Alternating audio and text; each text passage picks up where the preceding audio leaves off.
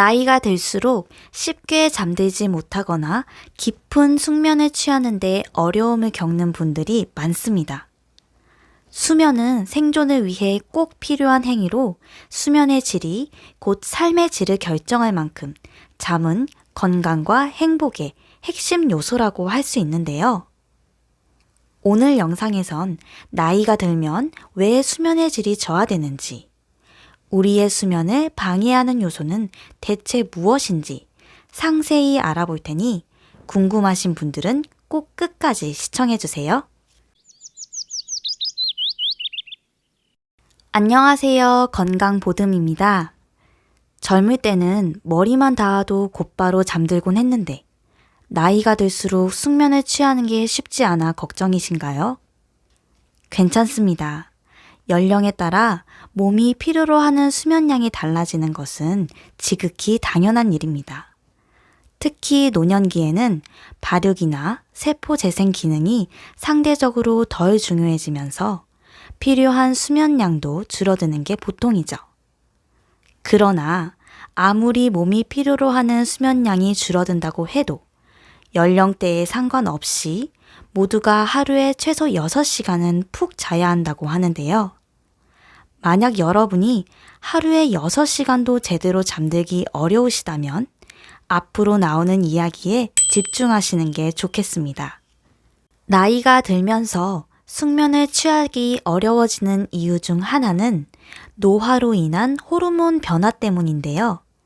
특히 자연광에 노출되는 시간이 줄어들면서 우리가 언제 잠들고 언제 일어나야 하는지를 알려주는 멜라토닌의 분비량이 감소하게 됩니다.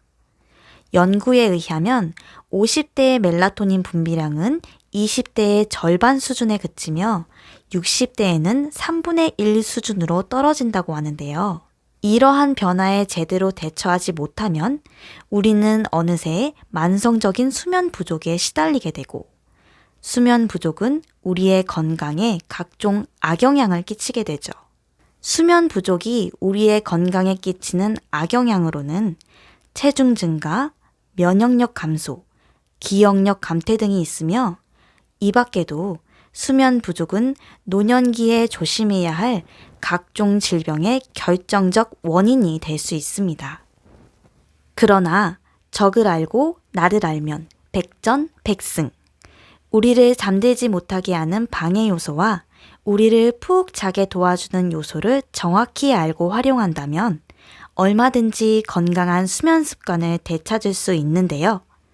지금부터 우리의 수면을 방해하는 3가지 요소를 알아보겠습니다.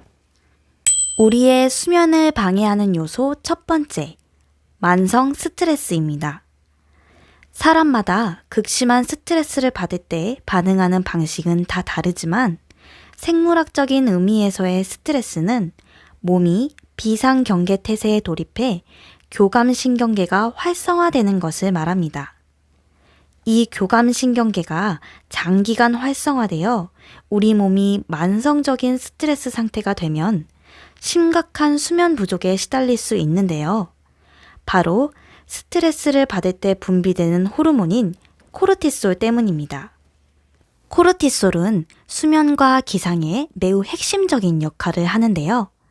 정상적인 상태에서 코르티솔은 아침에 일어나서 각성 상태를 유지하고자 할 때 가장 많이 분비가 되고 밤이 되면 분비량이 아주 적어져서 우리가 편안히 잠들 수 있도록 돕습니다. 그러나 만성적인 스트레스 상태가 되면 우리의 몸의 코르티솔 농도가 시종일관 높게 유지가 되면서 자야 할 때 잠들 수가 없게 됩니다. 그 결과 우리 몸의 면역 체계가 망가지고 심근경색 등 각종 질병의 위험이 높아지며 우울증과 같은 정신질환의 위험도 높아지게 되는데요. 때문에 만성적인 스트레스 상황에서 벗어나 과하게 활성화된 교감신경계를 안정화시키는 것이 매우 중요합니다. 이때 부교감신경계를 잘 활용하는 것이 핵심이죠. 교감신경계가 인간으로 하여금 투쟁과 도피의 반응을 일으킨다면 부교감신경계는 그와 반대로 휴식과 진정 반응을 일으키기 때문입니다. 부교감신경계를 활성화시키기 위해선 가볍고 약한 운동을 하는 것이 도움이 된다고 하는데요. 수면에 도움이 되는 운동 요령도 곧 다룰 예정이니까요. 기대해 주세요. 우리의 수면을 방해하는 요소 두 번째, 체중 증가입니다. 우리의 체중이 적절한지를 판단하는 체질량 지수가 높아질수록 수면의 질은 떨어진다고 알려져 있는데요. 과체중 상태가 되면 수면 무호흡증으로 인해 잠을 설칠 확률도 아주 높아집니다.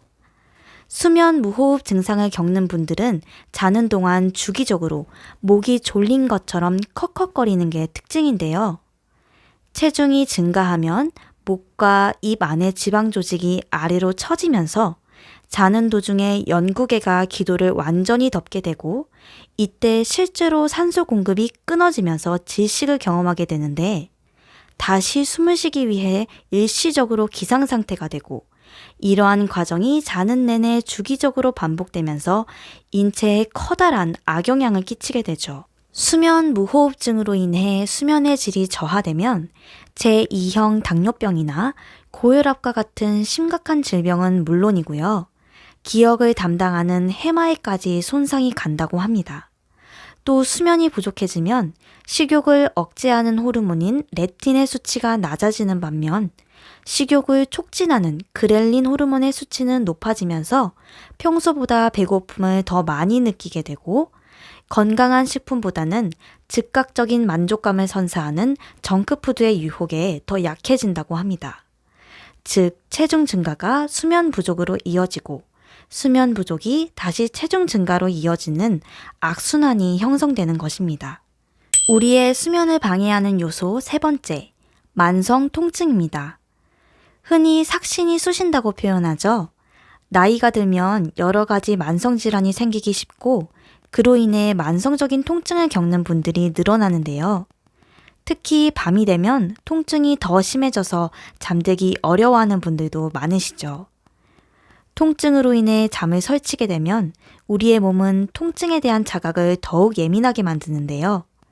잠을 못 자면 우리가 깊은 잠을 잘 때 분비되는 성장 호르몬이 통증을 유발하는 염증을 감소시켜주지 못하면서 만성 통증이 더욱 심해지는 것이죠.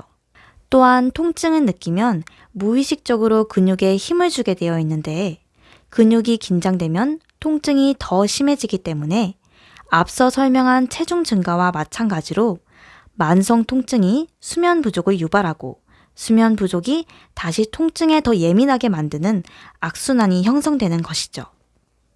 또 만성적인 통증이나 질환을 관리하기 위해 이런저런 약물을 복용하시는 분들도 많으실 텐데요. 몇몇 약물은 부작용으로 수면 장애가 발생하는 경우가 있기 때문에 약을 복용한 뒤부터 수면 패턴에 문제가 생긴 것 같다면 꼭 의사와 상의하시는 게 좋다고 합니다. 이렇게 우리의 수면을 방해할 수 있는 세 가지 요소에 대해서 알아봤는데요. 이 세 가지 요소는 각각 별개로 존재하지만 서로 많은 연관이 있기 때문에 세 가지 문제를 모두 가지고 있는 분들이 많을 것 같습니다. 하지만 걱정 마세요. 이 세 가지 문제를 한 번에 해결하는 방법이 있습니다. 바로 적당한 강도의 운동인데요. 적당한 강도의 운동은 수면 압력을 상승시키기 때문입니다. 운동을 통해 높아진 수면 압력은 우리를 더 쉽게, 더 깊게, 더 오래 잠들 수 있게 해주는데요. 게다가 운동을 하면 행복 호르몬인 세로토닌이 분비되는데 이 세로토닌이 멜라토닌의 형성으로 이어지기 때문에 자연히 잠이 잘 오게 되는 것이죠. 뿐만 아니라 우리가 앞서 살펴봤던 수면을 방해하는 세 가지 요소도 적당한 강도의 운동을 통해 효과적으로 대처할 수 있는데요. 운동을 하면 교감신경계의 과한 활성화를 잠재울 수 있고 부교감신경계의 활성을 돕기 때문에 스트레스 상황에서도 코르티솔이나 아드레날린의 분비가 상대적으로 줄어들게 됩니다. 또 만성 통증을 유발하는 염증 호르몬인 사이토카인의 분비도 줄여주기 때문에 만성 스트레스와 만성 통증을 겪는 분들에게 적당한 강도의 운동은 자연적인 신경 안정제와 천연 진통제의 역할을 두루 할 수 있죠. 체중 감소에 도움이 되는 것은 말할 것도 없겠고요. 그렇다면 어떤 운동을 얼마만큼 해야 좋을까요? 바로 다음 영상에서 질 좋은 수면을 취하는 데 도움이 되는 운동 방법을 알아볼 예정이니까요. 궁금하시다면 구독과 좋아요, 알림 설정 잊지 마시고요. 다음 영상에서도 유익한 건강 지식으로 여러분을 찾아뵙겠습니다. 모두들 건강 보듬하세요.